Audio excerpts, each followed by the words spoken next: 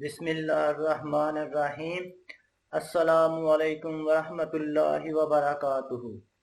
आज हमने अपने लेक्चर नंबर 7 को 3 हिस्सों में डिवाइड किया है, जिसमें हम फर्स्ट पार्ट में बात करेंगे स्क्यू सिमेट्रिक मैट्रिक्स पर, और सेकंड पार्ट में हम इसी कॉन्सेप्ट को डेवलप करने के लिए ग्रेड 9 की जो बुक है पंजाब टेक्स्ट बुक बोर्ड, उसकी एक्सरसाइज नंबर 1.3 के क्वेश्चन नंबर 8 का पार्ट 4 करेंगे।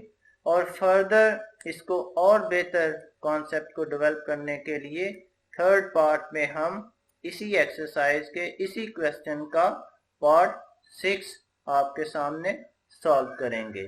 तो चलते हैं हम अपने लेक्चर के पार्ट 1 की तरफ, जो कि है स्क्यू सिमेट्रिक मैट्रिक्स, जिसमें हम स्क्यू सिमेट्रिक मैट्रिक्स के कॉन्सेप्ट को डेवलप करने की कोशिश करेंगे और आपको समझाने की भी कोशिश करेंगे। तो चलते हैं, हम सबसे पहले देखते हैं कि स्क्यू सिमेट्रिक मैट्रिक्स होता क्या है। अच्छा, जिन बच्चों ने सिमेट्रिक मैट्रिक्स को अंडरस्टैंड किया हुआ है, जितना अच्छा उन्होंने सिमेट्रिक मैट्रिक्स को अंडरस्टैंड किया होगा, वो उतना इजीली और कंफर्टेबल वे के साथ स्क्यू सिमेट्रिक मैट्रिक्स को भी अंडरस्टैंड कर लेंगे और इसके रिलेटेड क्वेश्चन बड़ी इजीली सॉल्व कर लेंगे। अगर किसी को सिमेट्रिक मैट्रिक्स में मसला है तो वो यकीनन उसको चाहिए कि हमारा ये वीडियो यहीं पे स्टॉप करे और लेक्चर नंबर 6 में, जिसमें हमने सिमेट्रिक मैट्रिक्स के बारे में बड़ी डिटेल से डिस्कस किया है, पहले उसको देखे, तो फिर इस लेक्चर पे आए तो फिर इसमें वो बड़ा कंफर्टेबल फील करेगा। तो देखते हैं हम कि स्क्यू सिमेट्रिक में और सिमेट्रिक में डिफरेंस क्या है, क्योंकि ये डिफरेंस समझ आ गया तो सिमेट्रिक मैट्रिक्स आपके लिए बिल्कुल आसान हो जाएगा।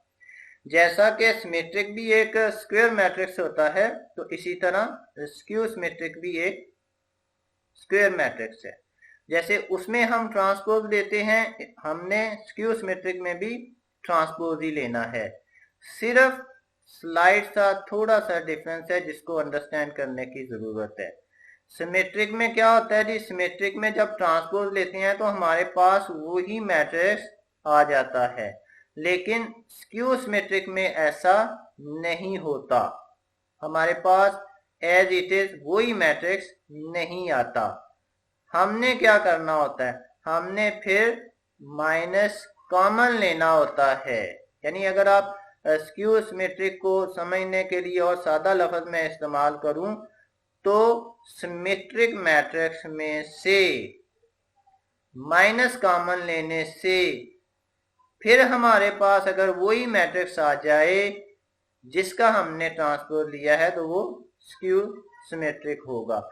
यानी सिमेट्रिक में और स्क्यू सिमेट्रिक में सिर्फ माइनस कॉमन का फर्क है।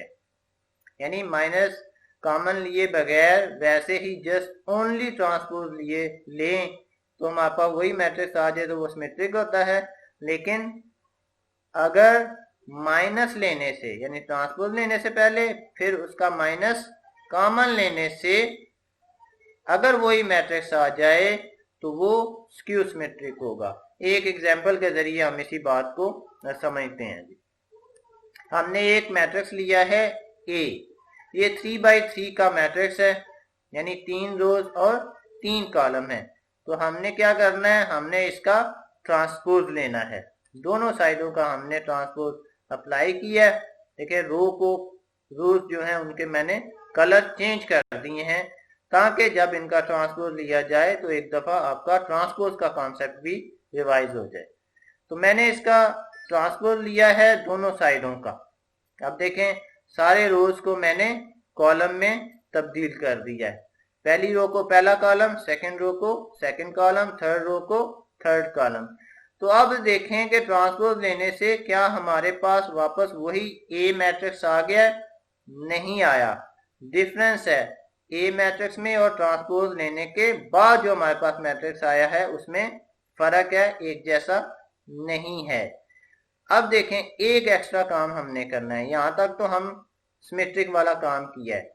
तो एक काम हमने करना है, हमने माइनस कॉमन लेना है होल मैट्रिक्स में से।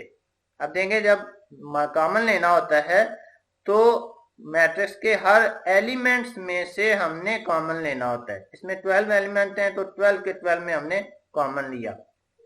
कॉमन में क्या होता है, जब माइनस कॉमन लेते हैं तो हर एलिमेंट अपना अपना साइन चेंज कर देता है। जैसे देखें फर्स्ट रो में -2 एंड -3 था, कॉमन लिया तो वो प्लस हो गए। सेकंड रो में 2 प्लस का था वो माइनस का हो गया, और 1 माइनस का था वो प्लस का होगा, और ये इसी तरह थर्ड में है। तो ये कॉमन आपको लेना आना चाहिए, अगर नहीं है तो मेरा ख्याल है अब आपको इसकी समझ आ गई होगी। अब देखें माइनस को छोड़ के अगर हम देखें तो अब हमारे पास वही मैट्रिक्स आ गया है जिसका हमने ट्रांसपोज लिया था।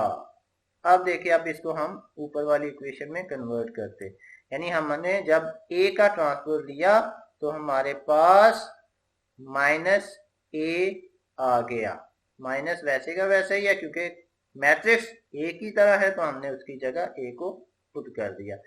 तो इस तरह से ये थोड़ा सा एक स्टेप हमने स्क्यू सिमेट्रिक के लिए ज्यादा करना होता है, और वो स्टेप है माइनस कॉमन लेने का। ये की पॉइंट है कि आपने सारा ऑपरेशन सारा प्रोसेस सिमेट्रिक की तरह का करना है, और लास्ट में -1 कॉमन लें तो फिर वही आ जाए तो वो स्क्यू सिमेट्रिक है। यही कॉमन लेने का ही डिफरेंस है। तो अब हम चलते हैं इसी कॉन्सेप्ट को थोड़ा सा कॉम्प्लिकेटेड करके हम समझने की कोशिश करते हैं। हमने ए मैट्रिक्स लिया है जो 2x2 का है, और हमने वेरीफाई क्या करना है कि a माइनस ए का ट्रांसपोज एक स्क्यू सिमेट्रिक मैट्रिक्स है कि नहीं। मैं फिर वही बात दोहराऊंगा, जो बच्चे यहाँ पे कॉन्सेप्ट को समझने में गलती करते हैं डेफिनेशन के अकॉर्डिंग, वो समझते हैं कि ये ए आ गया बस हमने इसी का ही ट्रांसपोज लेना है, इसी में से माइनस कॉमन लेना है। ऐसा नहीं है। स्टेटमेंट को देखें, अभी हमारे पास वो मैट्रिक्स मौजूद ही नहीं है जिसके बारे में हमने डिसाइड करना है कि ये स्क्यू सिमेट्रिक है कि नहीं। तो डेफिनेशन के अकॉर्डिंग कि अगर हम किसी मैट्रिक्स का ट्रांसपोज लें और उसके बाद उसका नेगेटिव मैट्रिक्स आ जाए, यानी माइनस कॉमन लेने से वही मैट्रिक्स आ जाए, तो फिर हम उसको कहेंगे कि ये एक स्क्यू सिमेट्रिक है। तो हम पहले वो मैट्रिक्स ड्राइव करते हैं जिसके बारे में हमने फैसला करना है, और वो मैट्रिक्स है a माइनस ए का ट्रांसपोज। तो हम वैल्यूज पुट कर देते हैं a की, a पुट कर दिया माइनस a, और उसके ऊपर ट्रांसपोज हमने अप्लाई कर दिया। आगे सेकंड स्टेप में चलते हैं, क्योंकि फर्स्ट वाला जो मैट्रिक्स है उसको तो हमने कुछ भी कोई ऑपरेशन नहीं करना, तो उसको हमने ऐसे ही लिख दिया है। अब सेकंड वाले पे क्योंकि ट्रांसपोज का ऑपरेशन परफॉर्म होना है, इसलिए हमने उसकी रो को फर्स्ट कॉलम बना दिया है, सेकंड रो को सेकंड कॉलम बना दिया, इस तरह हमने ट्रांसपोज ले लिया। अब रह गया इनको सब्सट्रैक्ट करना, माइनस करना। तो 1 - 1, 2 - 0, 0 - 2 एंड 4 - 4। ये आपको पहले ही पता है कि एडिशन में और सब्सट्रैक्शन में जो कॉरस्पॉन्डिंग एंट्रीज होती हैं वही आपस में सब्सट्रैक्ट होती हैं और वही ऐड होती हैं।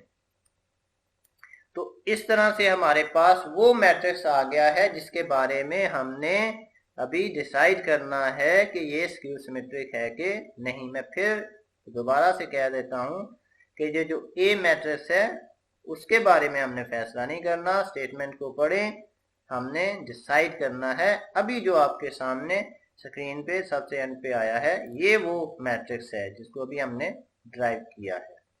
इसके बारे में हमने डिसाइड करना है कि ये स्क्यू सिमेट्रिक है कि नहीं है।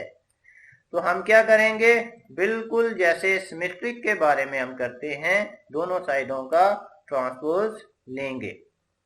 अप्लाई कर दिया हमने दोनों साइडों पे ट्रांसपोज, तो हमने लेफ्ट साइड का ट्रांसपोज ले लिया। फर्स्ट रो को फर्स्ट कॉलम बना दिया, सेकंड रो को सेकंड कॉलम बना दिया। अब देखें क्या खाली ट्रांसपोज लेने से हमारे पास वही मैट्रिक्स आ गया है कि नहीं आया, तो देख लें नहीं आया, माइनस का देखें डिफरेंस है। तो ये अभी क्योंकि हमारा एक स्टेप भी रहता है, तो ये मैं इसलिए बार बार कह रहा हूं ताकि आपको सिमेट्रिक और स्क्यू सिमेट्रिक में डिफरेंस समझ आ जाए। तो यहां तक तो हम सिमेट्रिक में भी करते हैं, एक स्टेप ज्यादा होता है स्क्यू सिमेट्रिक का, और वो कौन सा है जी, माइनस कॉमन। अब देखें मैंने जब माइनस कॉमन लिया तो अब मिलाएं जरा मैट्रिक्स को, अब मैच करता है कि नहीं, ये देखें अब बिल्कुल मैच कर गया है। यानी जस्ट माइनस कॉमन लेना है, ये एक स्टेप ज्यादा है सिमेट्रिक से। इसलिए मैं कह रहा हूं कि जिन बच्चों ने, स्टूडेंट्स ने सिमेट्रिक वाला हमारा लेक्चर नहीं सुना, वो पहले सिमेट्रिक को सुन लें, तो फिर स्क्यू सिमेट्रिक उनको बड़ी आसानी के साथ समझ आ जाएगा। तो इस तरह से वो जो स्क्यू सिमेट्रिक की प्रॉपर्टी है, जो लॉ है, वो हमने फुलफिल कर दिया है। अब हम थर्ड पार्ट में एक और क्वेश्चन को सॉल्व करते हैं आपके सामने, जिससे बाकी की अगर थोड़ा सी एम्बिग्विटी है तो वो भी क्लियर हो जाएगी। इसमें हमने बी मैट्रिक्स लिया है, एज इट इज सेम उसी तरह ही है। पहले हम वो मैट्रिक्स ड्राइव करेंगे जिसके बारे में अभी हमने डिसीजन लेना है, हमसे कहा गया है कि वो उसको वेरीफाई करो कि वो स्क्यू सिमेट्रिक है कि नहीं। तो वो मैट्रिक्स है बी माइनस बी का ट्रांसपोज, आपके सामने है। बी की वैल्यू पुट किया हमने, और फिर माइनस, और फिर बी का ट्रांसपोज हमने लिया। क्योंकि फर्स्ट वाला हमने सॉल्व नहीं करना था, इसलिए एज इट इज उसको लिख दिया है, और सेकंड वाले को हमने सॉल्व करके लिखा है। उसकी रो को, फर्स्ट रो को फर्स्ट कॉलम, सेकंड रो को सेकंड कॉलम बना दिया, दोनों को सब्सट्रैक्ट किया, और सब्सट्रैक्ट करने के बाद वो मैट्रिक्स हमारे पास ड्राइव हो गया है, जिसके बारे में हमने डिसाइड करेंगे, वेरीफाई करेंगे कि ये स्क्यू सिमेट्रिक है कि नहीं है। जिसके फर्स्ट रो में 0 एंड -1 है, और सेकंड रो में 1 एंड 0 है। चलें फिर हम इसको सॉल्व करते हैं। दोनों साइडों का हम ट्रांसपोज ले रहे हैं, अप्लाई कर दिया ट्रांसपोज, और अप्लाई करने के बाद हमने ट्रांसपोज ले लिया, यानी फर्स्ट रो को फर्स्ट कॉलम बना दिया, सेकंड रो को सेकंड कॉलम बना दिया। अब देखें क्या खाली ट्रांसपोज लेने से हमारे पास वही मैट्रिक्स आ गया, नहीं आया। फर्क है वैल्यूज में, दो वैल्यूज में सेकंड डायगोनल पे जो वैल्यूज हैं वो एक जैसी नहीं है, फर्स्ट डायगोनल की वैल्यूज एक जैसी हैं। तो अब क्या करना है, हमने सिर्फ और सिर्फ जस्ट -1 कॉमन लेना है, या हमने माइनस कॉमन लिया है। अब देखें ये डायरेक्शन के साथ भी मैंने वाजे कर दी है। अब देखें ये दोनों के दोनों मैट्रिक्स की वैल्यूज पोजीशन के लिहाज से और अपने मैग्नीट्यूड, अपनी वैल्यू के लिहाज से सेम हैं। तो इस तरह से ये प्रॉपर्टी भी हमने फुलफिल कर दी, हमने प्रूव कर दिया कि ये एक स्क्यू सिमेट्रिक मैट्रिक्स है। होपफुली आपको पहले लेक्चर की तरह से इसकी भी बड़ी अच्छी तरह से समझ आई होगी। लास्ट में फिर वही रिक्वेस्ट है कि हमारे चैनल को ज़्यादा से ज़्यादा सब्सक्राइब करें और बेल आइकॉन को ज़रूर पुश करें, ताकि आपके पास हमारे जो नए वीडियोस हैं, नए टॉपिक हैं, वो आपके पास ऑटोमेटिकली पहुंचते रहें।